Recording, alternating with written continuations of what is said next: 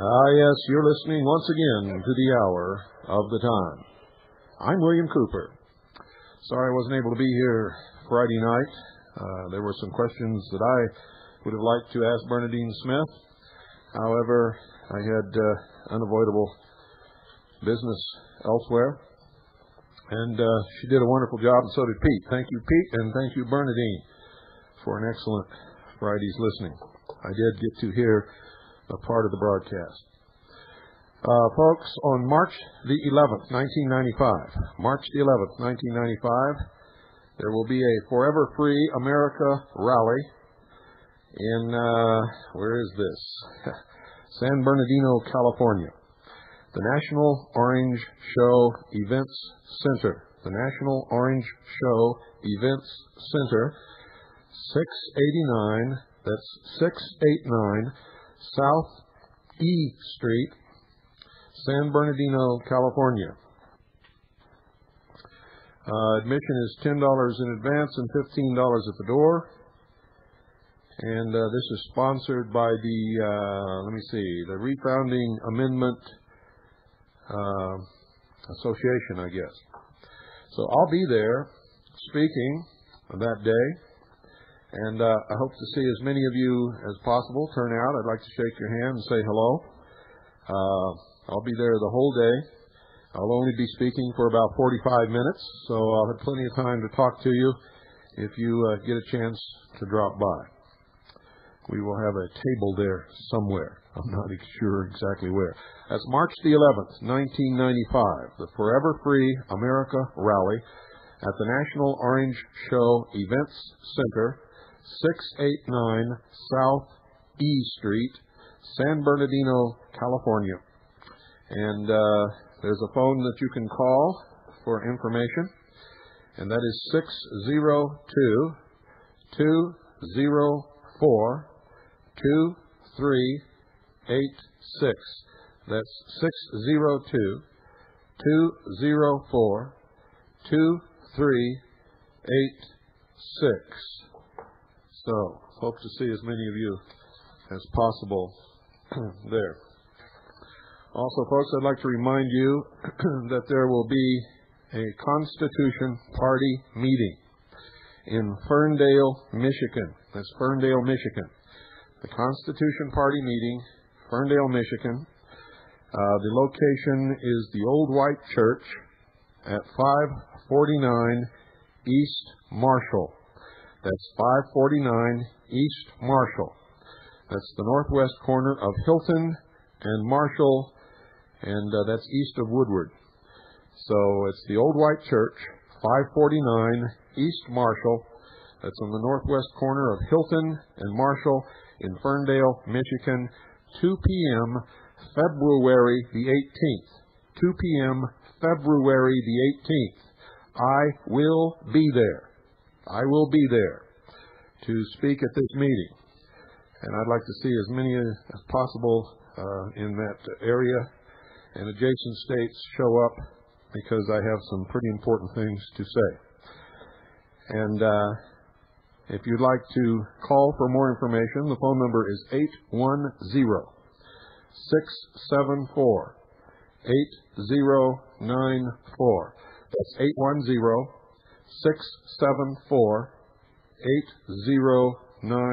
810-674-8094.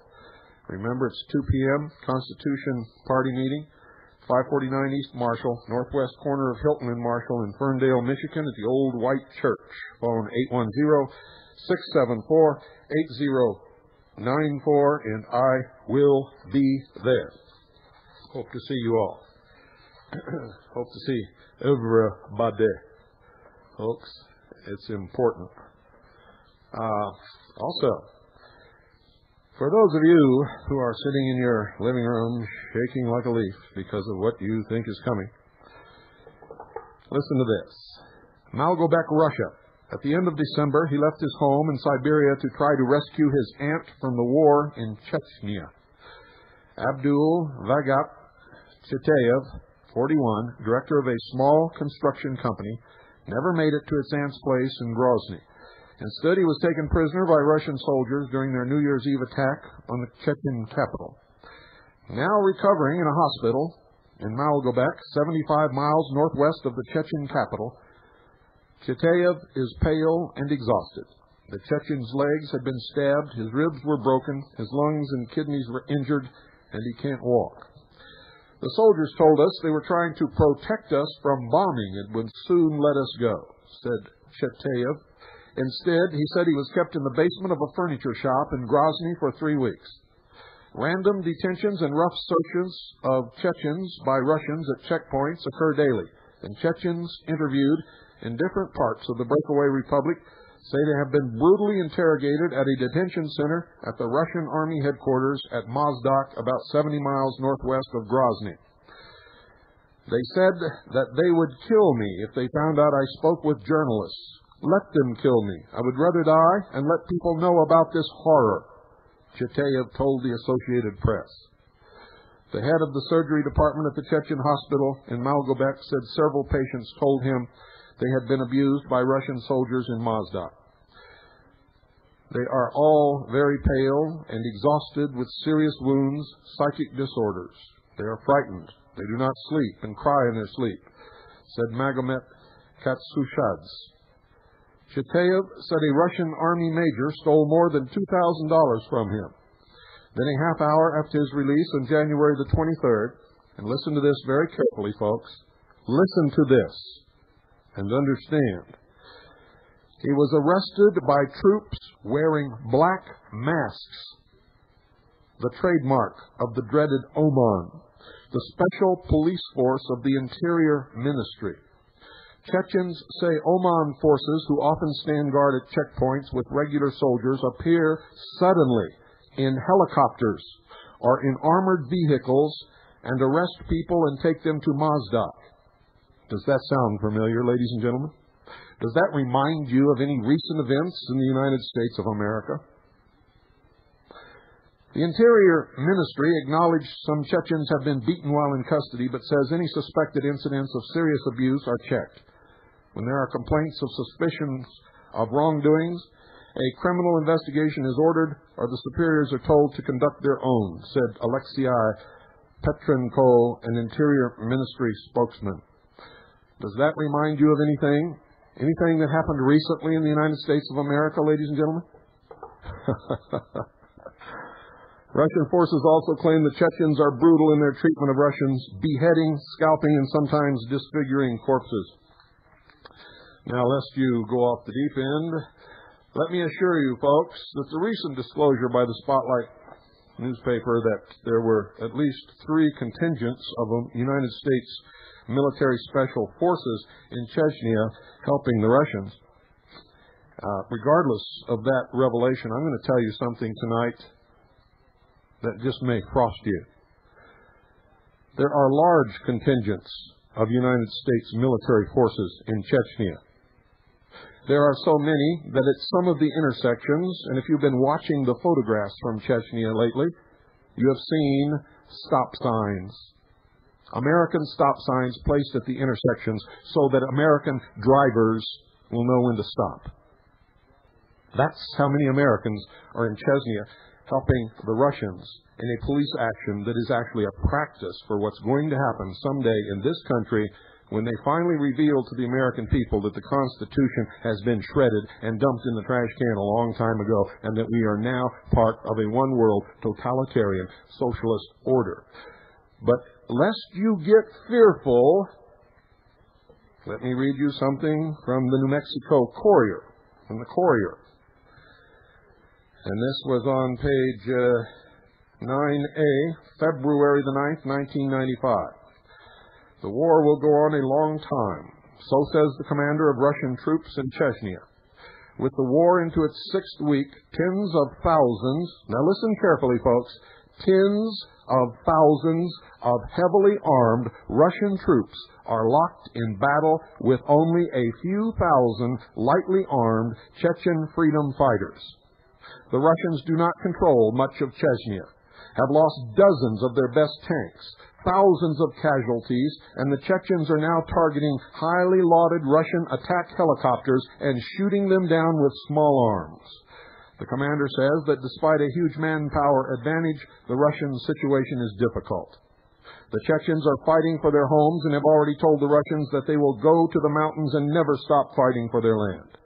In the words of a 38-year-old Chechen woman, quote, "If the Russians drive us out of our homes, we will all go to the mountains. We will fight if necessary, women and children too. Without question, we will win," end quote. And I tell you now, if the same thing happens in the United States of America, we will prevail.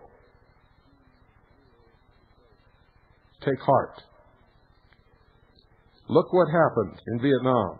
Look what happened in Afghanistan. Look what is happening in Chechnya. Look what happened to the American forces in Somalia. And take heart. Take heart. For heart is what wins great wars. Not technology. Heart. Where there is heart, there is victory. Don't go away. I'll be right back. Ladies and gentlemen, Rogers Rangers were organized in 1756 by Major Robert Rogers, a native of New Hampshire, who recruited 9 companies of American colonists to fight for the British during the French and Indian War. Ranger techniques and methods were an inherent characteristic of the frontiersmen in the colonies. But Major Rogers was the very first to capitalize on them and incorporate them into a permanently organized fighting force. His standing orders were written in the year 1759. Even though they are over 200 years old, they applied just as well to Ranger operations conducted on today's battlefield as they did to the operations conducted by Rogers and his men. And this is the list of standing orders for Rogers Rangers. Number 1, don't forget nothing. Number 2, have your musket clean as a whistle, hatchet scoured, 60 rounds powder and ball, and be ready to march at a minute's warning. 3, when you're on the march, act the way you would if you was sneaking up on a deer. See the enemy first. 4, tell the truth about what you see and what you do. There is an army depending on us for correct information. You can lie all you please when you tell other folks about the Rangers, but don't never lie to a Ranger or officer. 5, don't never take a chance you don't have to. 6, when you're on the march, we march single file, far enough apart so one shot can't go through 2 men. 7, if we strike swamps or soft ground, we spread out abreast so it's hard to track us. 8, when we march, we keep moving till dark, so as to give the enemy the least possible chance at us. 9, when we camp, half the party stays awake while the other half sleeps. 10, if we take prisoners, we keep them separate till we have had a chance to examine them so they can't cook up a story between them. 11, don't ever march home the same way. Take a different route so you won't get ambushed. 12, no matter whether we travel in big parties or little ones, each party has to keep a scout 20 yards ahead, 20 yards on each flank, and 20 yards in the rear, so the main body can't be surprised and wiped out. 13, every night you'll be told where to meet if surrounded by a superior force. 14, don't sit down to eat without posting sentries. 15, don't sleep beyond dawn. Dawn's when the French and Indians attack. 16, don't cross a river by a regular ford. 17, if somebody's trailing you, make a circle. Come back onto your tracks and ambush the folks that aim to ambush you. Sound advice. I would recommend that you think about it. Ladies and gentlemen, by now you're beginning to understand that the contract with America ain't all it's cracked up to be, just like I told you. And what's happening is just what I told you was going to happen. And tonight, we're going to open the phones for the rest of the hour. For all of you new listeners, the number is 602-337-2524. Let's hear from you. What do you think about all of this? What do you think about what you've been hearing on the Hour of the Time? What do you think about what's going on in Washington? If you've got any questions, anything that you want to say, now's your time. You can make an impact on everyone that's listening around the world. You can say something that makes people think or educates people or educates you. You can ask questions that will illumine the dark shadows way back in the corners where the cockroaches lie. Or you can make a complete, utter fool of yourself. It's up to you. Good evening. You're on the air. Hello, this is Phil from Linwood. Hello, Phil. I called to make a fool out of myself. Go ahead. Everybody should be able to make a fool out of themselves at least once in their life. So what'd you think of that resolution the Senate passed?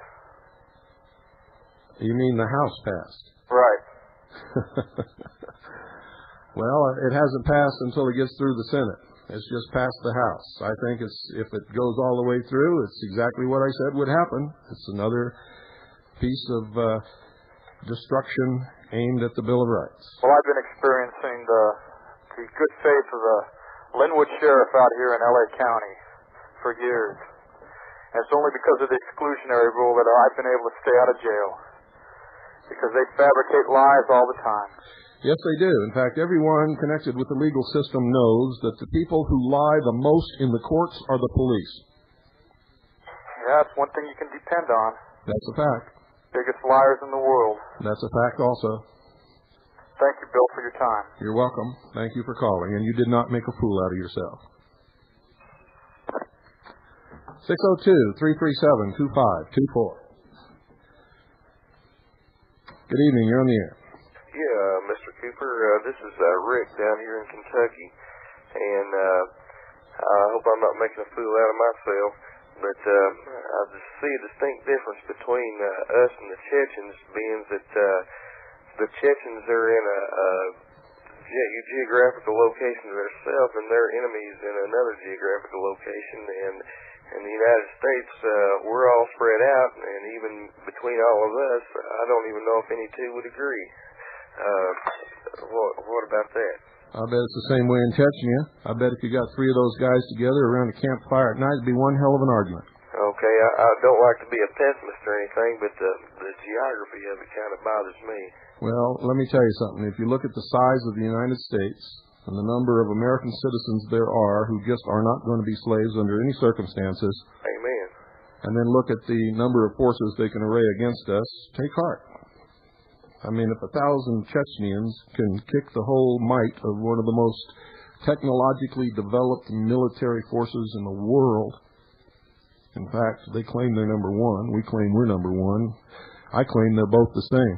I never did see Ivan be very good at fighting anyway.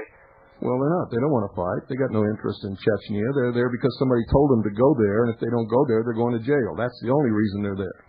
Okay. And that's the only reason the people who will be arrayed against us will be there, because there's nobody in this world gets goosebumps when the UN flag marches by on a parade. Absolutely. Absolutely. Thank you very much, Bill. You're welcome. And remember, folks, don't ever step on a battlefield thinking in your heart that you're going to lose, because if you do, you will. Good evening. You're on the air. Bill Cooper. Yes. Howard from Philadelphia. Hello, Howard. I don't know if anybody has brought this up to you or not. This Conference of the States. You'll have to forgive me. I just tuned in and I heard you open up the phone lines, and I figured. We talked about it 2 nights last week. Okay. Do you know that Pennsylvania has resolutions in both the House and the Senate? I don't believe that it has passed in either one of them. How similar is this to a con-con? We've been trying to figure this out locally. Well, there are those of us who believe that if they want it to be a con-con, it is, because the states sending representatives, you see, this is exactly the same thing that they did back in the founding of this country, when the states sent delegates to Philadelphia to improve the Confederation. And what they had then were known as the Articles of Confederation. Hey, let me ask you a hard question then. Sure. If when this country was founded, when they took us from the Articles of Confederation to... They did it at that convention. Yeah, and it surprised everybody when they came out, because they came out with this federal constitution. Yeah. But is there any basis now in law for them to go back and do the same thing? In other words... Yes, it's a contract between the federal government and the states. If all the states have representatives, they can do whatever they want. It is a constitutional convention. They don't have to call it that. They can call it whatever they want. But the states can amend their contract with the permission of the federal government anytime they want. Well, I was under the impression that a CONCON was supposed to have been called by the people. That was where it was supposed to get its basis in law. Were you a party to the contract? To this one? To any of them? No. That's right. So how can you call it? Well, and that's exactly my point. And I have been talking myself blue in the face, and I've put this all over the Internet as well. And what I found is that it's not gathering a lot of attention. No, because most of the people you're talking to are sheeple. That's why you don't find me on the Internet.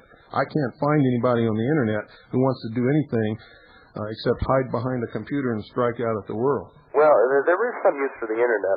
I run a... What? I haven't found any yet. Can you verify the authenticity of any file that you download? I'm sorry? Can you verify the authenticity of any file that you download? Listen, I get faxes daily, and I have to... it took me 5 phone calls to 5 different legislators in Pennsylvania to get some verification, because everyone that I talked to didn't know what I was talking about. Yeah. And it was almost... And that was the point that made me get very wary of this Conference of the States issue, because I started getting faxes in... No, I'm not talking about faxes. I'm talking about files on the Internet. Oh, well, can you verify... I don't take anything at face value. Well, you can't, but most of the people on the Internet do. For instance, on the Internet all the time, people are talking about files this and files that, and it says in this and it says in that, and then it's baloney. Yeah, what you have to do is, if there's a site of law, you have to actually look that site up yourself. That's right. And if it then exists.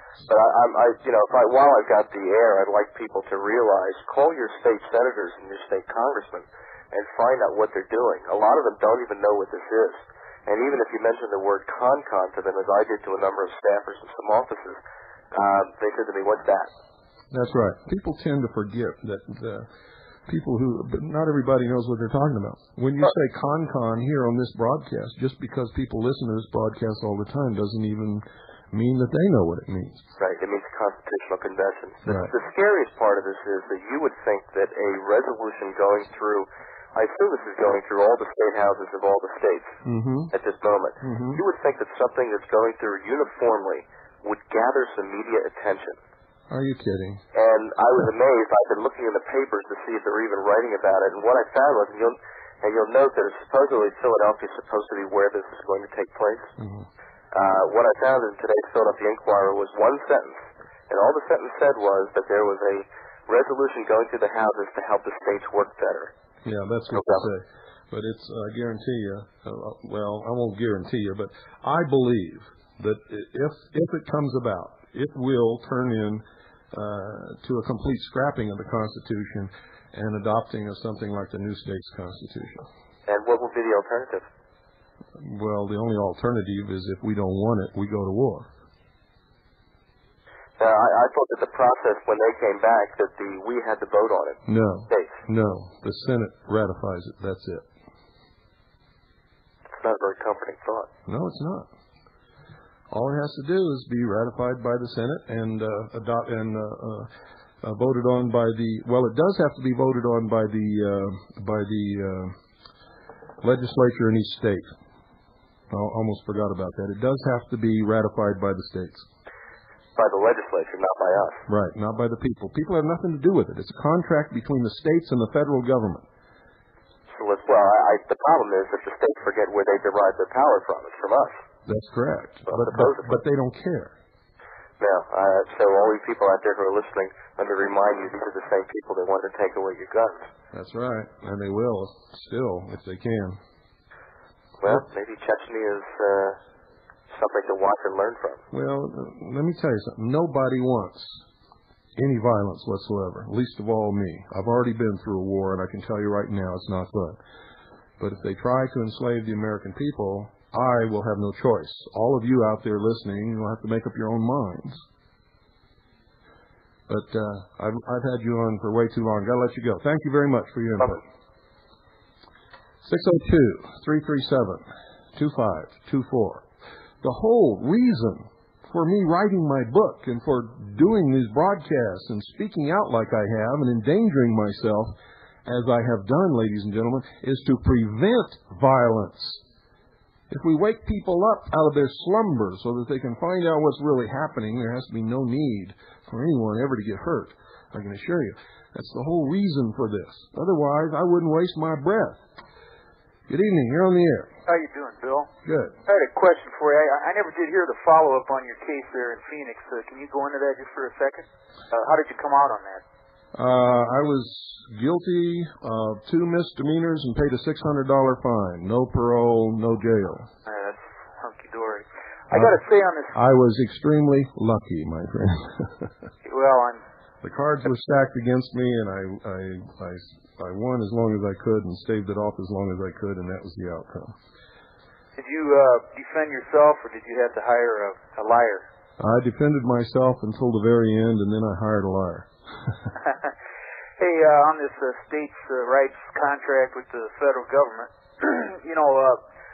I don't feel that the people have much contact with their federal representatives, but I'll tell you what, when you get down to the state representatives and the local city and county representatives, they just usually they don't care at all about us, on the local level. They just go in there and they have more closed meetings at the local and state level than they do at the more whitewashes there at that level than they do at the federal level. You know what I mean? My friend, they don't care about us at all. When that front page article came out from the Arizona Republic, the reaction here in St. John's was unbelievable.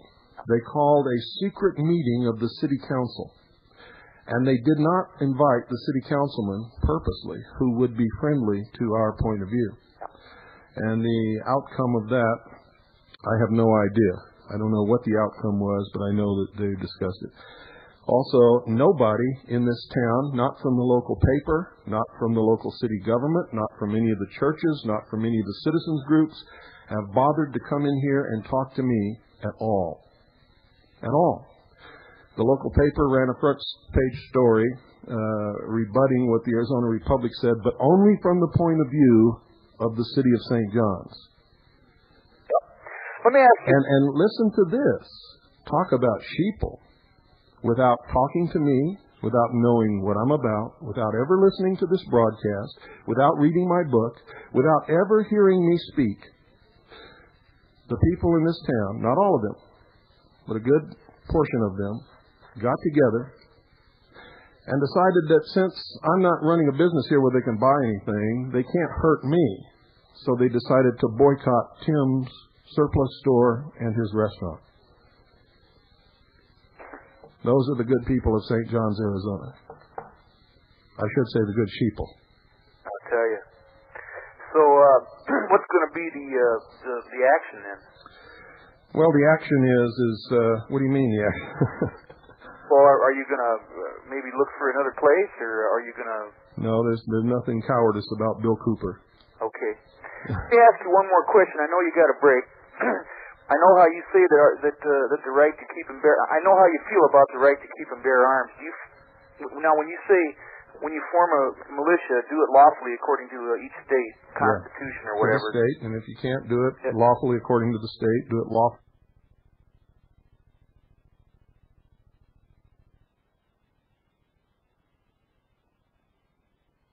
The states have the right to regulate carry laws, concealed carry laws, and carry laws, weapons carry laws? No.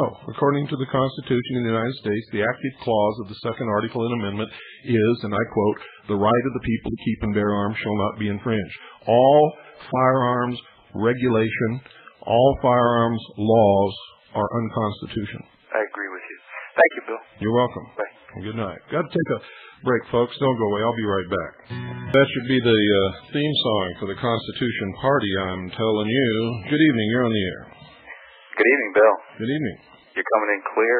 Good. A couple blocks away from the Triangle Commons in historic Bridgehampton, New York. A quotation from our first president caught my eye, and it shed some light on a whole nother angle to this business. Could I read it? Of course. Men may speculate as they will. They may talk of patriotism. They may draw a few examples from ancient story of great achievements performed by its influence. But whoever builds upon it as a sufficient basis for conducting a long and bloody war will find themselves deceived in the end. I do not mean to exclude altogether the idea of patriotism. I know it exists, and I know it has done much in the present contest. But I will venture to assert that a great and lasting war can never be supported on this principle alone. It must be aided by a prospect of interest or some reward. What's in it for us, Bill? Well, what do you value? Yeah, I know what you mean. And you see, you're using that word patriotism or patriot, and so was the person that who was it that you quoted?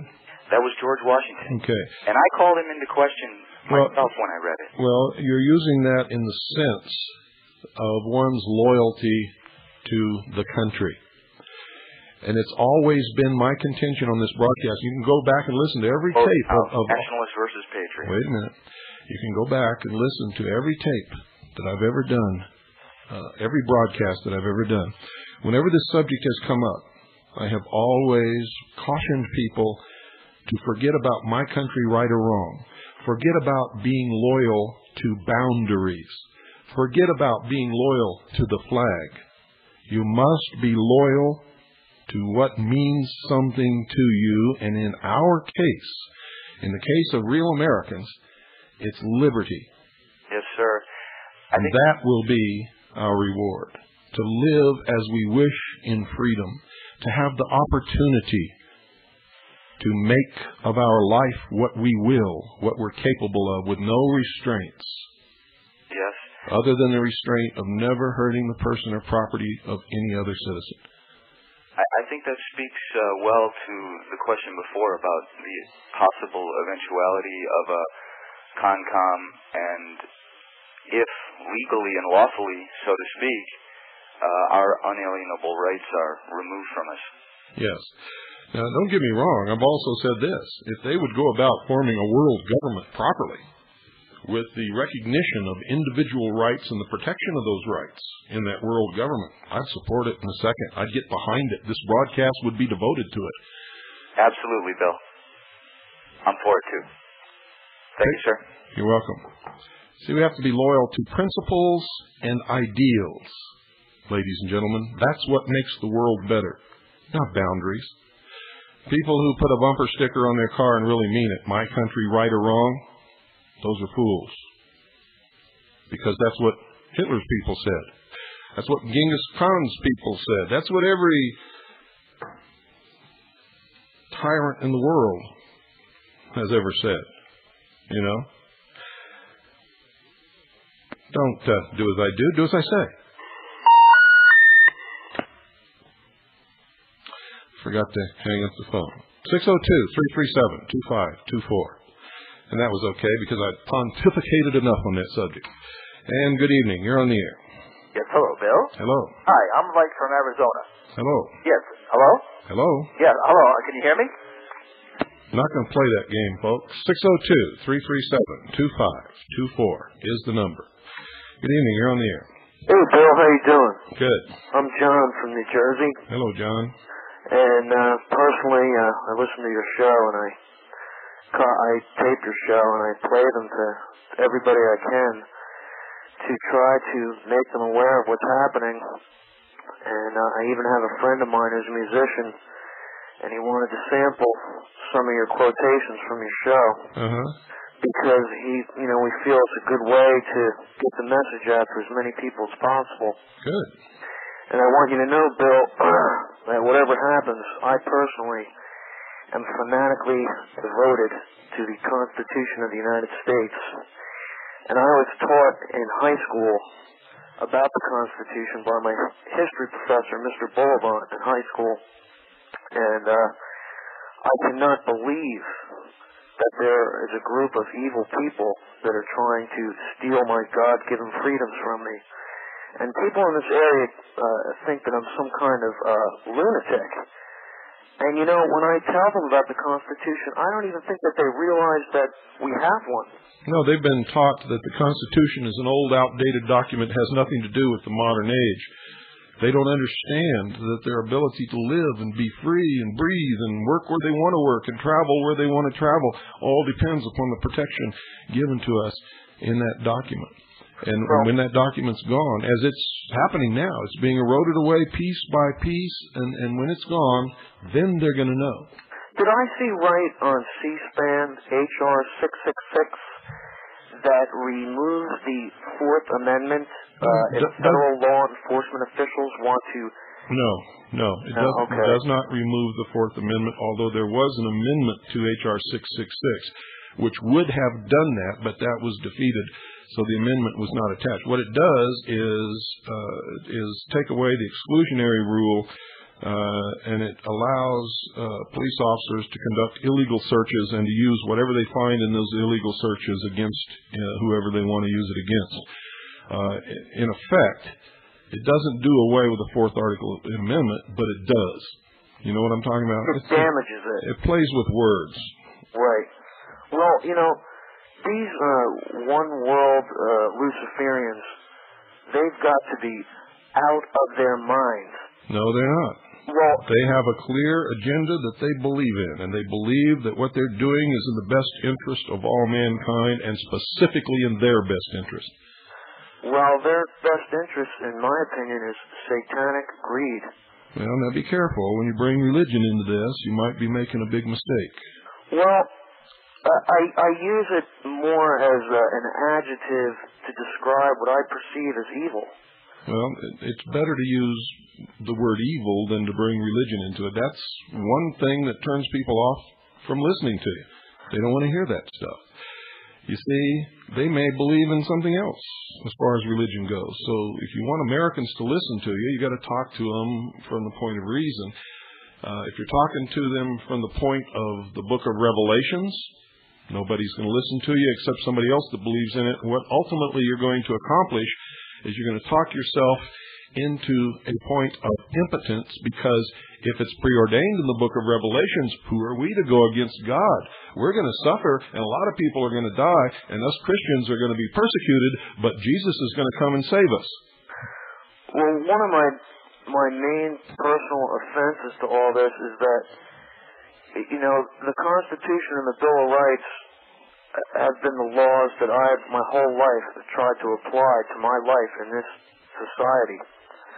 And I view what they're trying to create for us as Hitler-style fascism. You're exactly right. You've got it right, nailed right on the head. That's exactly what I've been telling people for years.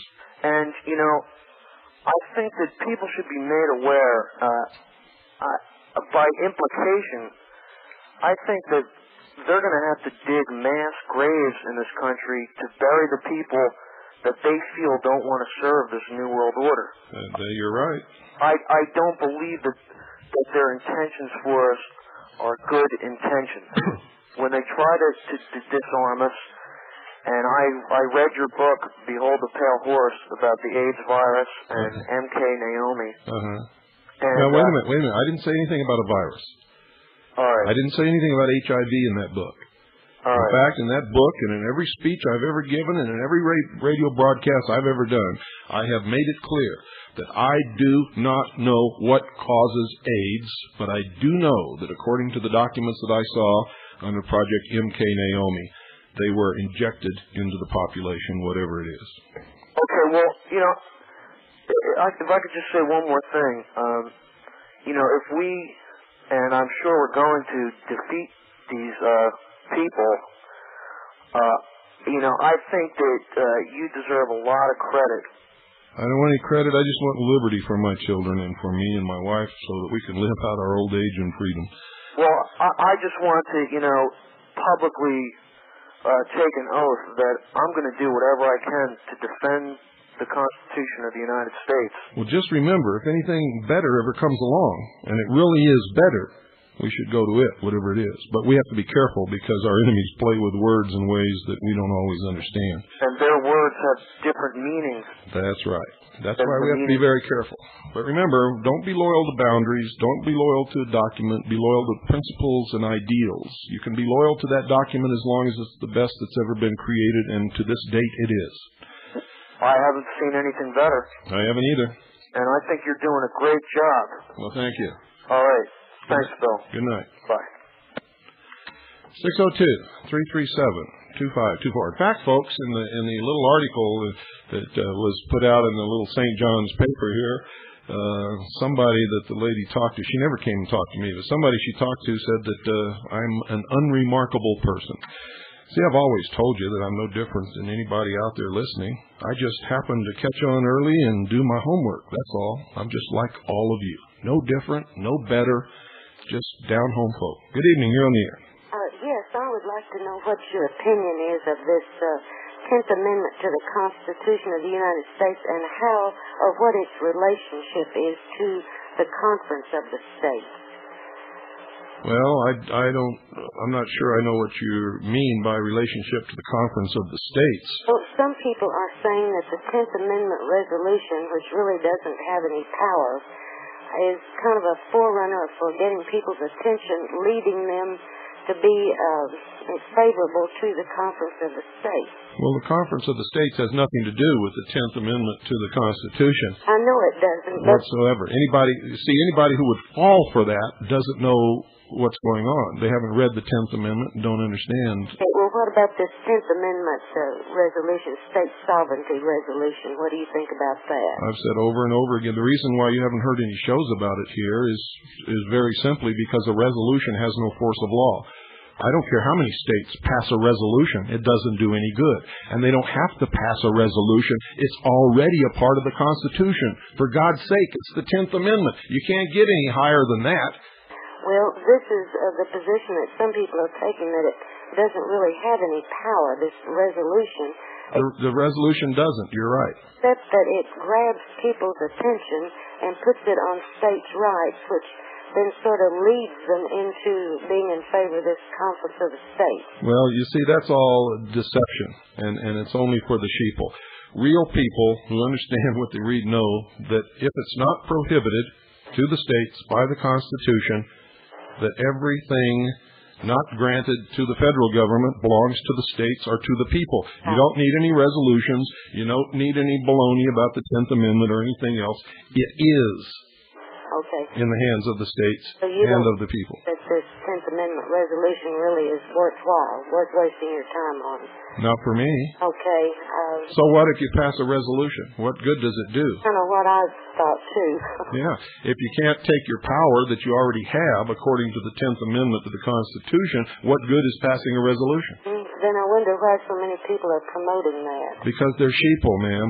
Okay. Thank you. You're welcome.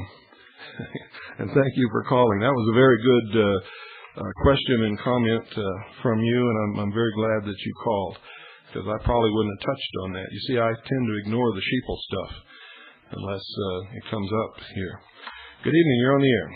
Yeah, Bill, calling from the Virgin Islands. Well, you're welcome. And our front page began to publish the local newspaper today. Our new police commissioner, who recently quit his customs job in Washington to take the appointment, that in his fight against the drug trafficking down here, he will be bringing in resources that he has contact with through his tour in Washington, and there will be military, some of who will be in foreign uniforms, and didn't want the populace to be alarmed and think they were being invaded by the Russians. No, they're not. They're being invaded by the United Nations. So I'll keep you posted. Okay. Thank you very much. By the way, if he was in customs, which also Lars Hansen was in customs, that's a part of the Treasury Department, which is a branch of the International Monetary Fund, which is an agency of the United Nations, ladies and gentlemen. And that's really what the BATF is all about. Good evening. You're on the air. Hi, Bill Cooper. Yes. Oh, sir, I'm glad to talk to you. What can I do for you? I'd like to talk about your sheeple issue, sir. Go. I don't know. I'm obviously an observer of human behavior. This is the issue that really just grabs me by the throat. Is that what I really believe is people aren't so much physically lazy anymore. They're mentally lazy. Well, you're right, but it's not 100%. They want to think.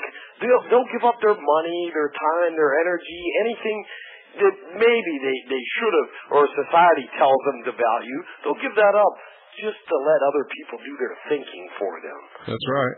And I believe that, of course, what separates us from plants, minerals, animals, everything else is our ability to think. No, according to science, it's our thumb. Well, I would think there's a few neuron connections up top that would... Well, the first time I read that thumb bit, I thought, hey... I think we're, something awry here. Too physical here, Yeah. I think chemical and everything else is very intrinsic to the human being. But, the sheeple issue, I think, is key, because nobody's going to wake up. Nobody's going to realize anything. But you're wrong. If you could have been standing beside me when I started this quest of mine, you would have known that you're wrong. Well, I truly wish I wasn't wrong, but I want hope. But when you're dealing with sheeple, there's not much hope. Well, there is. You see, all through history, it's never changed. There's always the people who will think and who will act and who will do the right thing. And there's always the force that opposes them. And then there's always this huge mass of sheeple in the middle that outnumbers both sides put together, who are really the flotsam and jetsam on the tides of life. They go whichever way the tide goes. Have you ever been down to the beach and you see the stuff that washes up on the shore? Oh. When the tide goes out, some of it goes out with the tide, and some of it comes back in, and some of it just disappears and goes with the current to Japan. That's the sheeple. That is truly. They've been that way throughout history, and they'll be that way through into the future. But I think, as history tells us, though, the sheeple are a major factor in any outcome. Not really. Battles. No, they're at the mercy of the outcome. But I think their positioning before the battle is critical. Well, that's why the enemy has learned to use propaganda, because if they can bring the maneuvering of the sheeple, of the mass. Right. And if you have the mass on your side, most times you win. Yeah. Is that not true? No, that's not true. That is not true. But it is a great burden on the victor, because the victor usually has to feed and clothe and take care of the sheeple who washed up on the beach. That goes with the booty that he wins as well, his objective. Well, it depends upon all. Anyway, this is all rhetoric, but I think we've got our points across. Thank you for calling. Well, thank you. You're welcome. Anyway, folks, another night has gone by. Now, I want you to do something for me. We're thinking about, the Constitution Party is thinking about sponsoring a march on Washington sometime in September.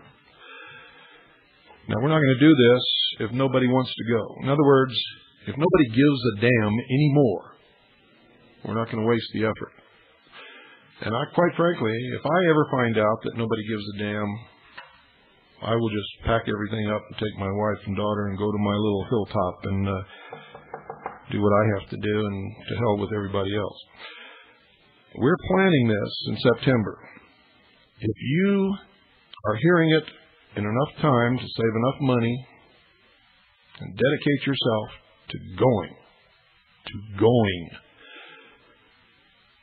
to protest the destruction of the Constitution and demand a restoration, then I want you to send me a letter.